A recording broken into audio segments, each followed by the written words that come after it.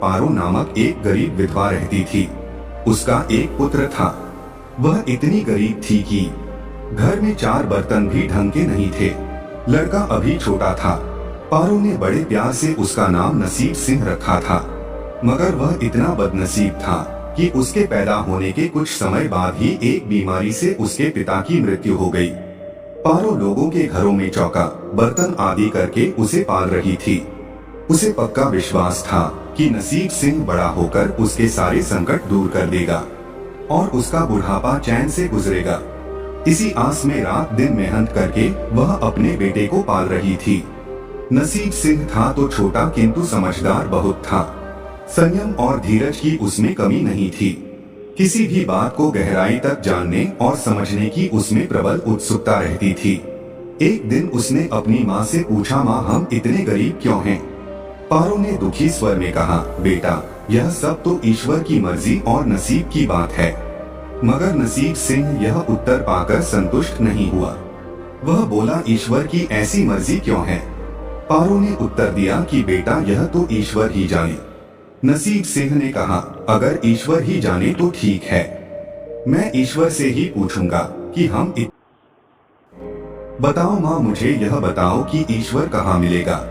पारो तो वैसे ही परेशान रहती थी। आधा उसकी बातों से उकताकर उसने कह दिया, वह जंगलों में रहता है, लेकिन तुम वहाँ मत जाना। लेकिन नसीब सिंह ने दिल ही दिल में उसी क्षण पक्का इरादा बना लिया कि वह ईश्वर को ढूंढेगा और उनसे पूछेगा कि आखिर हम इतने गरीब क्यों हैं। एक दिन वह जंगल की ओर चल दिया। जंगल बहुत घना और भयानक था। चलते चलते नसीब सिंह बुरी तरह से थक गया, मगर भगवान की परछाई तक भी उसे दिखाई नहीं दी। आठ वह थक हार कर पत्थर की एक शिला पर जा बैठा और सोचने लगा कि भगवान तो यहाँ के ही नहीं हैं। आखिर हमारी गरीबी कैसे दूर हो? तभी संयोगवश मृत्युलोक का भ्रमण करते करते भगवान शिव और माता पार्वती उधर ही आ निकले। उन्होंने बच्चे को वहाँ बैठे देखा तो उन्हें बड़ा अचरज हुआ कि यह अबोध बालक इस बीहड़ जंगल में बैठा क्या कर रहा है। भगवान शिव ने बालक से पूछा, तुम कौन हो बालक, और इस जंगल में बैठे क्या कर रहे हो? बालक ने कहा कि मैं ईश्वर को ढूंढ रहा हूँ। माता पार्वती ने चौंक कर कहा कि ईश्वर को, और पूछा, मगर क्यों? ईश्वर से तुम्हें क्या काम है? बालक नसीब सिंह ने बड़ी निर्भीकता से उत्तर दिया, मैं उनसे यह पूछना चाहता हूँ कि हम इतने गरीब क्यों हैं? दूसरों की तरह हम पर भी भाग्य की कृपा क्यों नहीं है? माँ पार्वती और भगवान शिव उस बच्चे का साहस देखकर बहुत प्रसन्न हुए। माँ पार्वती तो करुणा की सागर हैं। उन्हें उस बच्चे पर बड़ी दया आई और भगवान शिव से बोली, प्रभु, इस बालक की कुछ मदद कीजिए। भगवान शिव ने कहा, हम कुछ नहीं कर सकते पार्वती, क्योंकि इसके भाग्य में यही सब लिखा है। भाग्य देवता के लेख के अनुसार इसे ऐसा ही जीवन भोगना पड़ेगा। माँ पार्वती हठ करने लगी, नहीं नहीं स्वामी, आपको इस बालक की कुछ मदद करनी ही होगी। भगवान शिव ने कहा, जिद मत करो पार्वती, यदि हम उसे कुछ देवी देंगे तो भी वह इसके पास नहीं रुकेगा। इसे वैसा ही जीवन जीने दो जैसा भाग्य देव चाहते हैं। माता पार्वती ने कहा, नहीं प्रभु, इसकी गरीबी दूर करने के लिए आपको इस पर कृपा करनी ही होगी। जब माँ पार्वती जिद करने लगी तो भगवान भोले शंकर ने उस बच्चे को एक हार दे दिया। हार पाकर नसीब सिंह बहुत प्रसन्न हुआ और खुशी खुशी अपने घर को चल दिया। माँ पार्वती इस बात से संतुष्ट थीं कि उन्होंने एक अबोध बालक की मदद की और अब उसके दिन सुख से कटेंगे। लेकिन त्रिकालदर्शी भोले बाबा सब जानते थे कि यह हार उसके पास रहेगा ही नहीं। रास्ते में चलते चलते नसीब सिंह के पेट में अचानक दर्द उठा और वह शौच के लिए इधर उधर देखने लगा। उसने भगवान शिव का दिया हार एक पत्थर की शिला पर रख दिया और झाड़ियों के पीछे चला गया। तभी एक चील कहीं से उड़ती हुई आई और उस हार को उठाकर ले गई। अरे मेरा हार! सब कुछ भूलकर लड़का चील के पीछे भागा, मगर कब तक वह चील का पीछा करता और कैसे उसे पकड़ता। एकाध बार पत्थर उठाकर उसने चील को मारने की कोशिश की, किंतु चील अधिक ऊंचाई पर थी। कुछ ही पलों में उसकी नजरों से ओझल हो गई तो वह बड़ा दुखी हुआ और रोते रोते अपने घर की ओर चल दिया। घर पहुंचकर उसने माँ को सारी बात बताई, मगर पारो को उसकी बात पर बिल्कुल भी विश्वास नहीं था। उसकी बात सुनकर थोड़ी सी उदास अवश्य हो गई, लेकिन नसीब सिंह अपनी माँ की उदासीनता देखकर हतोत्साहित नहीं हुआ। उसने मन ही मन निर्णय लिया कि वह कल फिर वहीं जाएगा और भगवान शिव और माता पार्वती को अपनी विपदा सुनाएगा।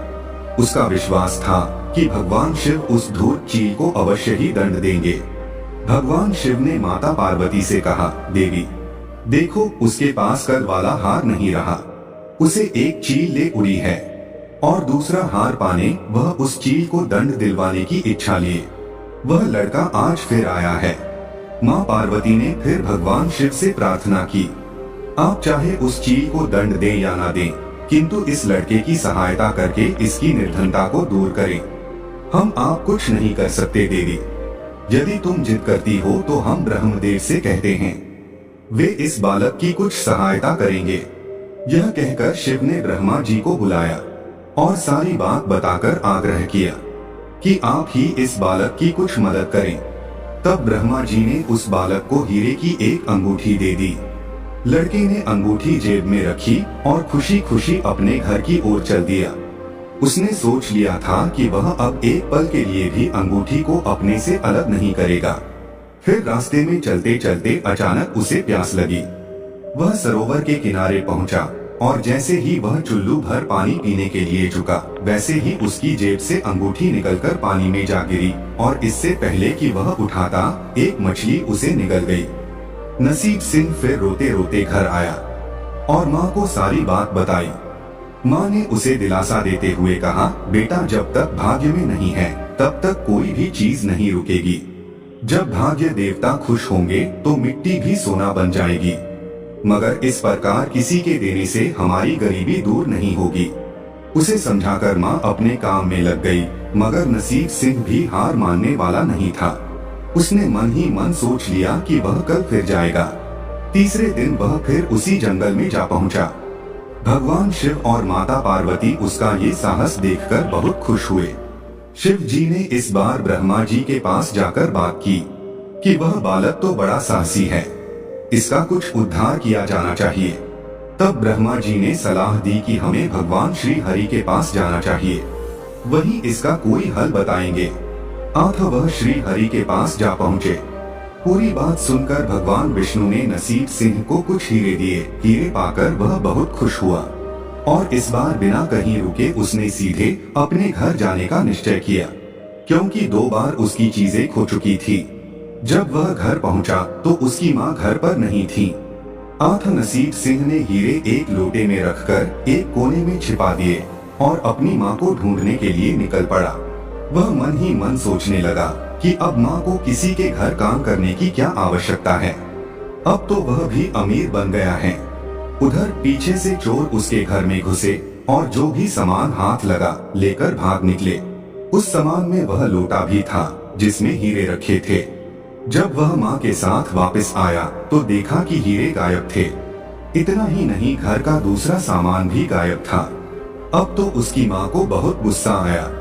वह बोली, क्यों मुझे नई नई कहानियां सुनाकर पागल बनाता जा रहा है। सारा दिन आवारा बच्चों की तरह इधर उधर भटकता रहता है और शाम को पिटाई के डर से कोई नई कहानी सुना देता है। माँ की डांट सुनकर लड़का रोने लगा। वह तो केवल इतना ही जानता था कि जो कुछ भी उसने माँ को बताया था वह सत्य था। डांट खाकर लड़के की हिम्मत और बढ़ गई और अगले दिन वो उसी स्थान पर जा पहुंचा। बालक को देखकर भगवान भोले शंकर सोचने लगे कि इस पर इतनी मुसीबतें पड़ी लेकिन इसने हिम्मत नहीं हारी। इससे वह बहुत प्रसन्न हुए और भाग्य देवी के पास जाकर बोले, यह लड़का बहुत ही साहसी, हिम्मती और धीरज वाला है। ऐसा व्यक्ति अभागा नहीं हो सकता, इसे कुछ दे दो।